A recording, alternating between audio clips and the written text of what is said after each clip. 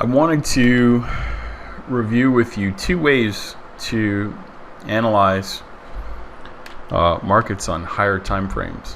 One using celestial indications, the other using data mining tools. And so the chart on my screen right now is the one that we've been following since last week. It's actually tracking lunar cycles. And if you remember last week, we had done an analysis discussing where the market would be before the next third quarter phase, right? And then we had an arrow at each one of the prior third quarter lunar phase signals, and we had measured from every first quarter phase how far the market had gone, how large of a move the institutions had sustained in that window of time from a first quarter to a third quarter. And we took all those measurements and we put them up here with the triangles that you see in the upper right corner. And so if you remember, we had given ourselves three targets. The first one was here. Then we said the median target was here, and then the outlier would have been up around 92.13, 92.15. So we were looking for something in the middle here, and we absolutely hit that. It was pretty cool. So these analyses are useful in that sense. The same holds true now in reverse. So what do I mean by that? I mean, we can get a feel for or an understanding of what's expected now that we're at this point. Now, let me just restate for the record.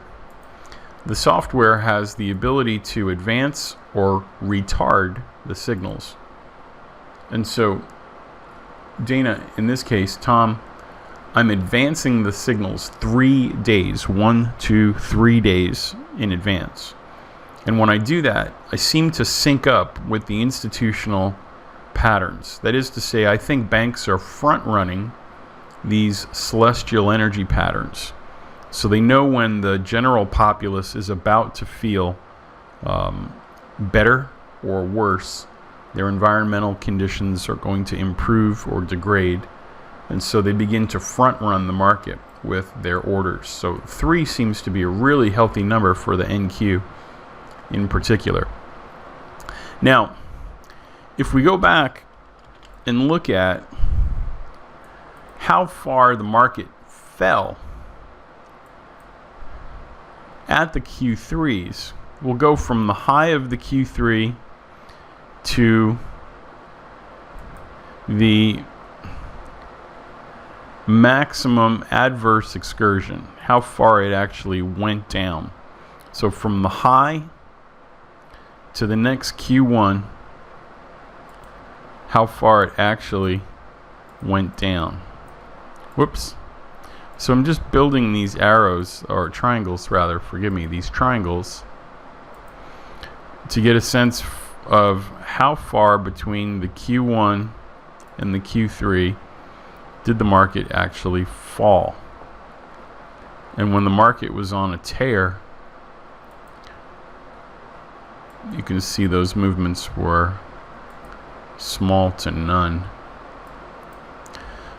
Oh, yeah, that one there. So what I can do now here is I can put this against the high, just like we did before.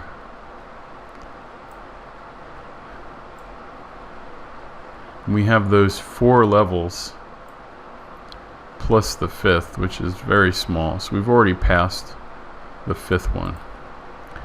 1, 2, 3, 4, 5, right? Okay. There's the outlier down here too.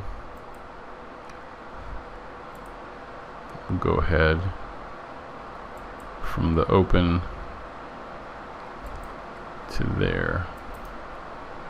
So that's the biggest one in recent memory.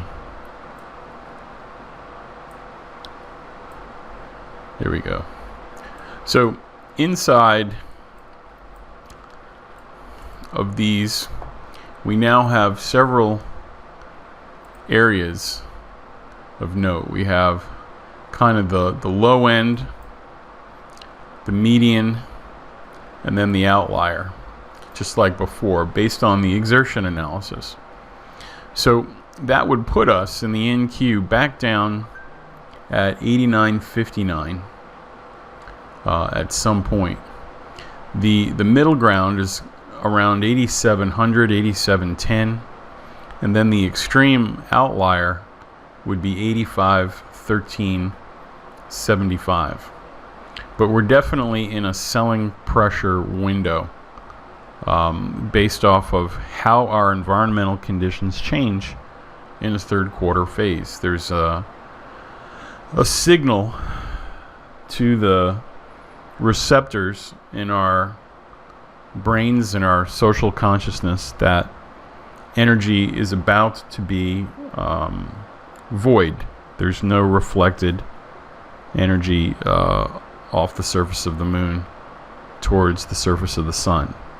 And so it's sort of like a sunset of sorts, but in relation to environmental conditions, feeling good about that. So any questions about this?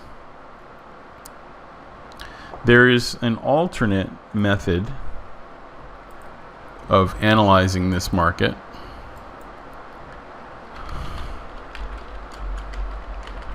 Using our more popular software. Many of you guys have the TachEON Warp data mining program. Okay.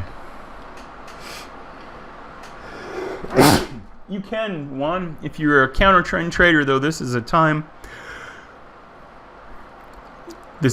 for you to sort of step in and see what you can get. If you're a trend trader, this is an area you want to avoid for a little while. So on this chart, we're going to load a little bit of data on a daily chart. And we're going to come into here and load a template that I built for the daily chart of the NQ. So Warp daily NQ. Let's try that.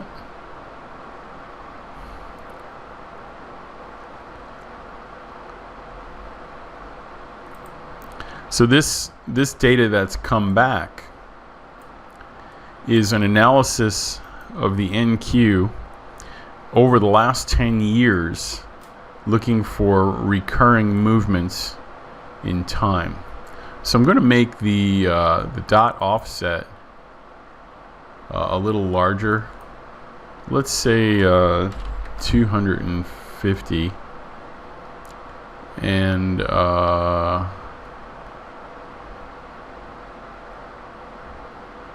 yeah, and we'll also make the dot price line a little bit thicker.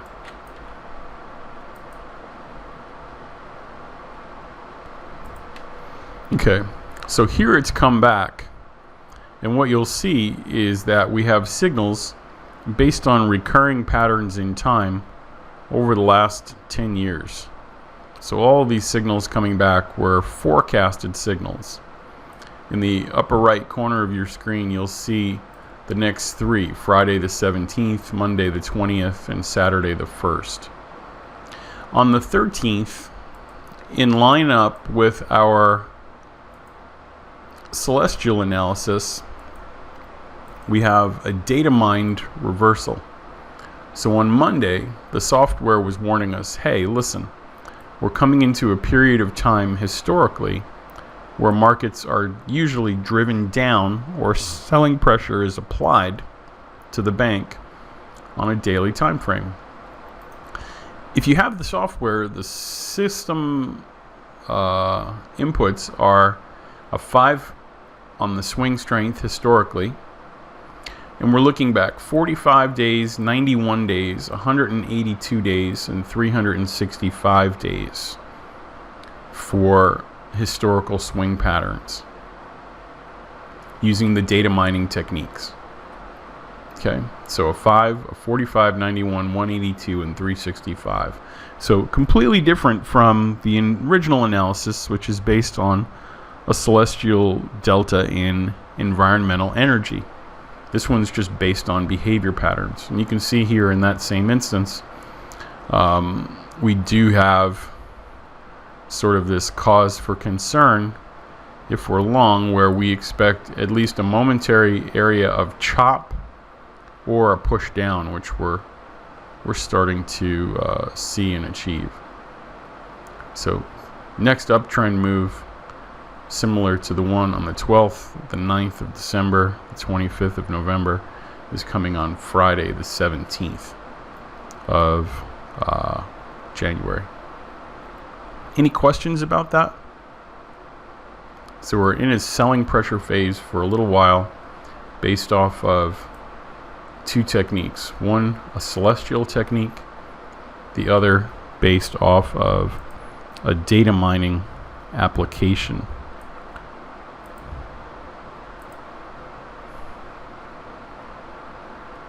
Okay. All right. We'll see how that plays out.